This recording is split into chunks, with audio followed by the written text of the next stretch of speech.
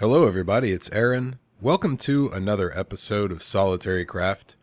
Something terrible or wonderful has happened. I'm not sure which. Apparently lightning struck the oil over here and it's now continuously burning. I was not sure if the source blocks would actually disappear, but yeah, I think I'm going to let it burn for a while until I find something to do with the oil, because it doesn't seem to affect my frame rate at all, and it looks kind of cool when we're up in the base.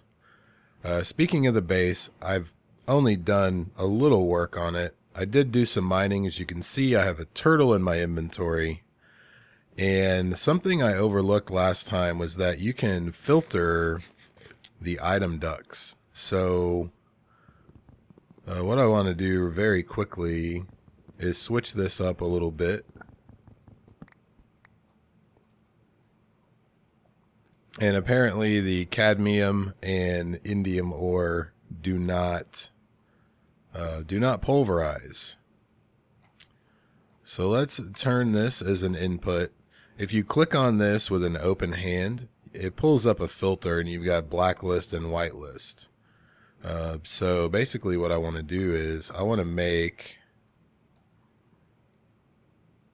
be able to just drop some wood in there and automatically make some charcoal. So I'm going to put it on the whitelist here and I'll put it on the blacklist here.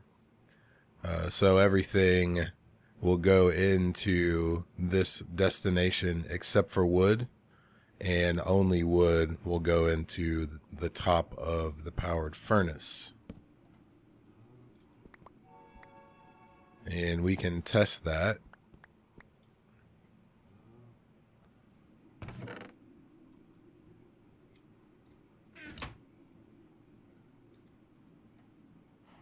Maybe. Yep, wood there, cobblestone there. Excellent. So I'll put things on this one like chicken, beef, etc. Things that I just need to cook. Maybe sand. So I discovered a thing called the work table. And as you can see, if you have a recipe in it, it actually shows you the recipe on the top of it. The problem with this is, you know, if you have inventory tweaks, you can middle click and evenly spread the items out. That does not work, but I found it also does not work with the Tinker's crafting station. Both of these crafting tables, when you close the interface, the items don't drop on the ground, which is good for me because I'm always forgetting something. The question mark click may or may not work with this one. I didn't try it, but it does work with this one. So we'll get into these two blocks a little later on. It's just a couple of things that'll make your life a little easier. It's the open blocks tank and the sprinkler. Basically what the sprinkler does, if you put it on top of the tank and put water in the tank, it'll go like a sprinkler, just like in your front yard, and it will increase the growth rate of the crops. Kind of like the watering can, except you don't have to hold it. You can just, you know, as long as it's in a loaded chunk, you'll see it happen. So let's go downstairs, way downstairs. I finally found diamonds, made the mining turtle, and I wanted to show you guys how I've been turtle mining. Basically what I'll do is, you know, the turtle has the built-in programs tunnel and excavate. So I'll throw my turtle here and a little dump chest here, and then a couple of barrels or deep storage units, or you could just use chests if you want to. Totally up to you. And eventually what I will do is just pop an ender chest with the turtle and put an ender chest in my base and do all the sorting on the other end. But this, in my opinion, is a pretty good way to get started before you make your quarry. And basically, you know, you put dirt, cobble, You can make one for redstone if you want, gravel. So the first destination for everything is the barrels. So all your bulk items will end up in the barrels or deep storage units, whichever you're using, and then all your ores will end up in the chest. And if you're using Darkcraft and you have a force wrench, it's really easy to pick the barrels up and move them. If not, of course, you have the deep storage units, which you can just break with a pick, and they hold the inventory. I actually found a bug last night. I took some barrels full of cobblestone in my stream world to empty them to a DSU with, I keep calling them pneumatic tubes, with item ducts, and it doesn't update the number of items in the barrel when the item duct pulls from it. So that can be a problem, but it's really not all that big of a deal. So let's move that out of the way for a second. We'll excavate 16 and we'll set that to pull. You can also, if you want, you can set the filter on these, though it's really not necessary for the barrels, since this is the, it's a valid destination and it's the first valid destination. That means that any cobblestone, dirt, whatever else you have here will automatically go in there as opposed to the chest. And I don't think I saw any gravel down here. I really like to set it up so I don't end up with something I don't want in there. I'm pretty sure there's some down here. Yeah, here we go. I haven't even had the opportunity to do a lot of turtle mining. I actually just made the turtle about, I don't know, 20 minutes ago. So now we can wander off, do whatever we want. We don't have to worry about the turtle chest overflowing as long as the chunk is loaded. And I saw a comment hierarchy made, I think on Wook's, one of Wook's episodes. The next version of the mod pack or two will have chunk loaders, which means we can make a chunk loading turtle and then just, throw down an ender chest and, we don't have to hang out with it. So let's set up our sprinkler and stuff. I need to make a new farm area anyway. I accidentally pulled a couple of tanks out of there as a force of habit, not really paying attention. Next episode, I think we'll get into Ender IO. Ender IO has a thing called a reservoir. It's a multi-block. If you make a 2x2 and fill it with 2 buckets of water, it will actually act like an endless pool. So that will come in really handy, either by using an ender tank to fill one of these tanks, or the extra utilities fluid pipes, whatever they're called. You can actually make a 3x1 with water and it'll pull from the middle block. So I like to do that, but I haven't killed any endermen yet, so I can't really do that at the moment. Let's make a pick. Not a pick, let's make a hoe.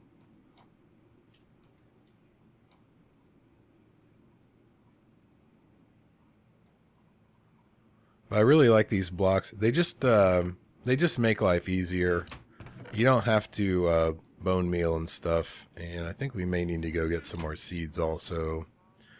I tried the fertilized soil that you get from the guano. You can craft it with guano, dirt, and the poop. And I wasn't too impressed with it. I set one up with potato, and then I had another batch of crops next to it with a sprinkler, and the crops with the sprinkler actually grew faster than the crops on the fertilized soil. So how about for now, we'll just put it right here.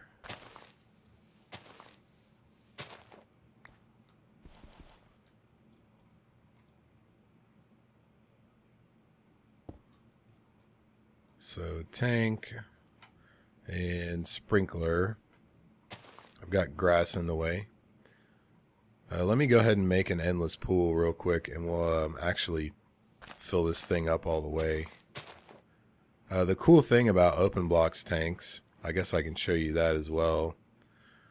If you put them together, they'll act like a multi-block, and they'll actually, the liquid will balance. See, the sprinkler is already working. I believe it works on grass too. So if you need seeds and you know where you're going to put your farm or whatever, you can go ahead and set this up before you till your soil. I'm pretty sure I saw that happen the other day. So we'll just go ahead and, yeah, they are growing around me right now.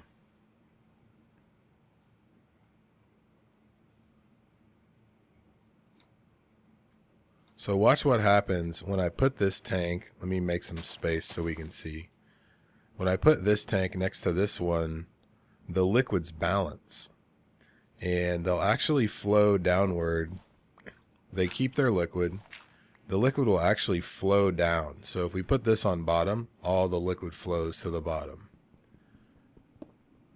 So it does obey the laws of physics to a point. You can't just like pump out of the top of it, probably with the exception of the sprinkler. But that is how I want to make my crops grow a little faster. And I'll just leave that one blank for now.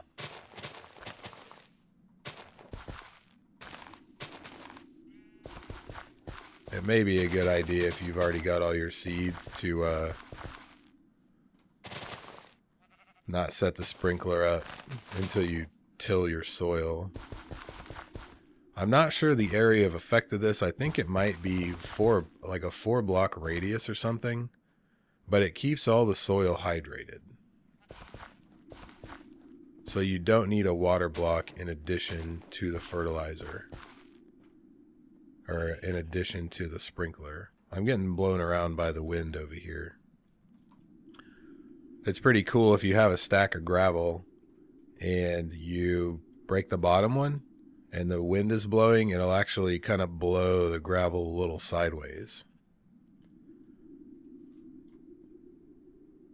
So there we have our sprinkler going on the farm.